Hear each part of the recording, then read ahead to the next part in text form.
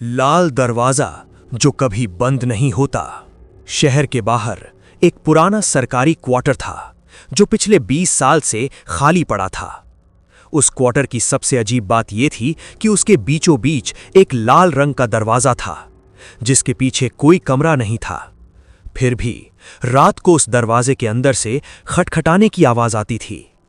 गांव वाले कहते थे, जो भी उस दरवाजे को खोलता है वो कभी वैसा नहीं रहता।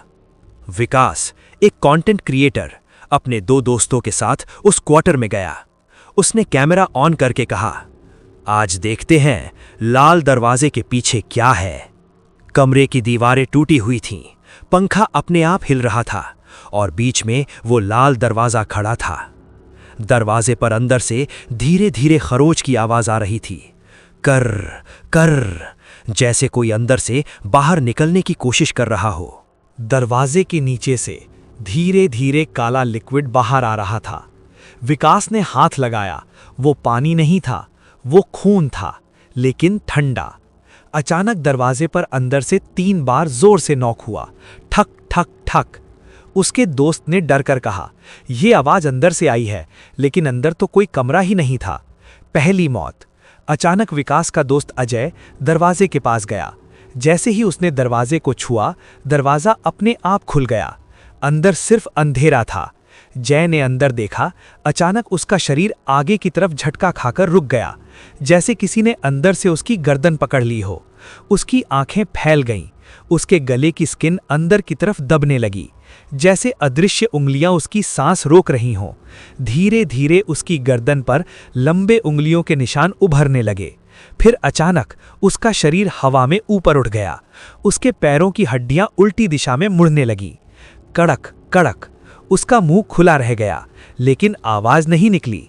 अचानक उसका शरीर ऐसे मुड़ा जैसे किसी ने उसे मोड़कर छोटा कर दिया हो, और वो अंधेरे में गायब हो गया। दरवाजा अपने आप बंद हो गया। कमरे में अब सिर्फ विकास और राहुल थे। दीवार पर एक परछाई दिख रही थी, लेकिन कमरे में सिर्फ 2 लोग थे। परछाई 3 थीं। तीसरी परछाई दरवाजे के अंदर खड़ी थी।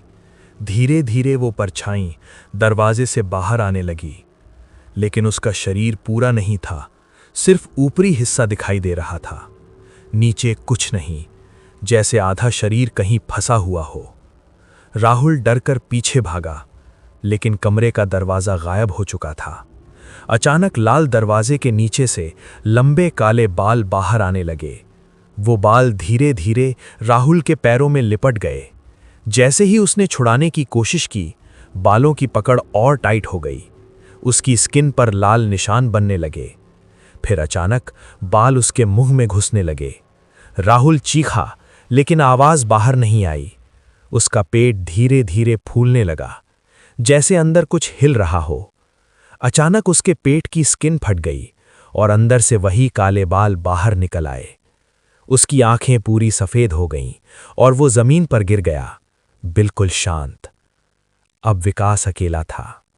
उसने धीरे धीरे दरवाजे की तरफ देखा। दरवाजे पर अब लिखा था, अब तू अंदर आएगा।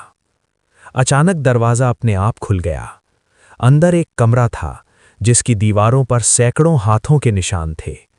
बीच में एक कुर्सी रखी थी और उस कुर्सी पर विकास जैसा दिखने वाला इंसान बैठा था।